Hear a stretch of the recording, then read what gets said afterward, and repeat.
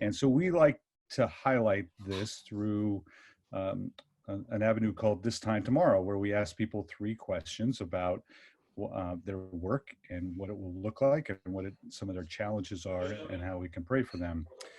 Today, we're going to interview Nancy Wen, who, if not all of you, most of you know.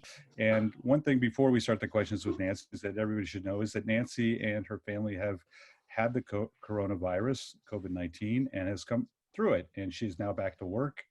And we're grateful to God that her family is either mended or on the mend. And so with that, Nancy, I'm going to ask you 3 questions. The first one is, what will you be doing this time tomorrow? Well, first I'd like to say thank you for all the prayers, because many people at church have prayed for us, reached out and encouraged us, and it was scary and it was a pretty difficult illness, but by God's grace, I feel like we've had a relatively easier time than many people. And we got it through it. I was recovered in a week, and Warren still has a lingering cough, but the kids are doing well. So we're just thanking the Lord, and thank you for your prayers. So tomorrow I'll be going to my normal unit. I've been on there for at least a year and a half. I've been a nurse for 15 years, but this particular cardiac unit, about a year and a half. And I'll be going onto the unit about 7 a.m. and talking with the nurses that have been on nights. I'll get a certain assignment with at least 4 patients. But this stress has changed, and it's because there is this underlying fear. But by God's grace, I really have had an amazing peace to the whole situation. Even from when they first told us the first COVID units come on the floor, God has really given me a peace that is definitely above understanding. So I knew he was with me. I did have those questions arise in my brain, like, okay, Lord, if I get it, because I think every single person, every healthcare professional is thinking, am I going to get this? I said, Lord, well, what does that look like? Because I know as a human being and as God's child, doesn't mean I'm not going to, eventually die. And so those questions went through my head. And then you go into this isolated kind of barrier unit now that they made it into a negative pressure unit, and we'll get report there. And you're basically there for the day.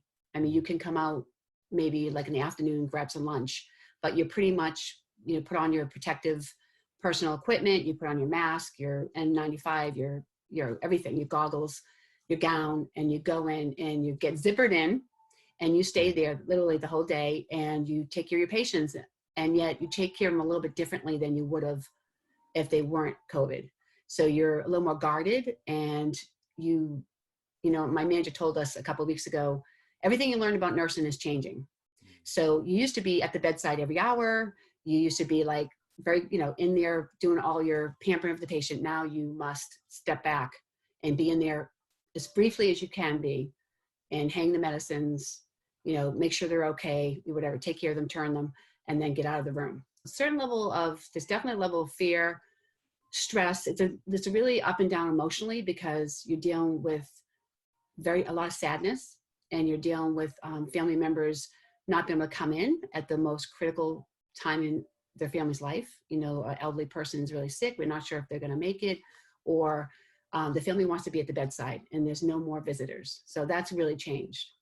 And that's been really, really hard in so many levels. We try to connect the families. We talk to them on the phone. We put the phone up to the patient's ear, or, if they could hold it themselves. And we're kind of like we're the conduit, we're the bridge, but it's been very difficult in so many levels. And then if someone doesn't do well, it's really heartbreaking, that they don't get to be with their family members, and they lose their family members. And the last time they've talked to them was on the phone. So there's a lot of stress, and but I just feel like there's also so much opportunity to bring hope, and hold up the word of life, hold out the hope of Jesus.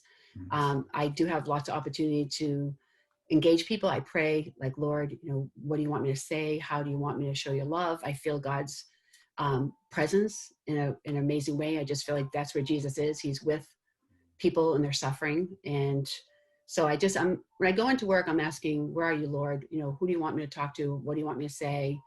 How can I be your hands and feet? How can I comfort someone? How can I pray with someone? And there are people that let me pray with them. I always open up if they want me to. I don't, really push it, but there's lots of opportunity, and people are very scared.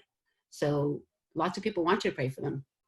And even my colleagues, just being able to share with them and, tell them I'm praying for them. I've had opportunity to pray with my colleagues, some of them. So it's a great environment in that regard. Like, I feel Yeah, like there's always opportunity to, share Jesus. that's great. Yeah. Yeah, so that's a great testimony. Thank you for answering these questions. This has been really, I think, very uh, enlightening as well as inspiring to see you battle through all this at this time. Thanks, Well, thank you Nance. so much. I want to give God Okay. the glory, and thank you for your prayers. Really All need right. them. Okay, great. Thank God you. bless. Bye. Thank you.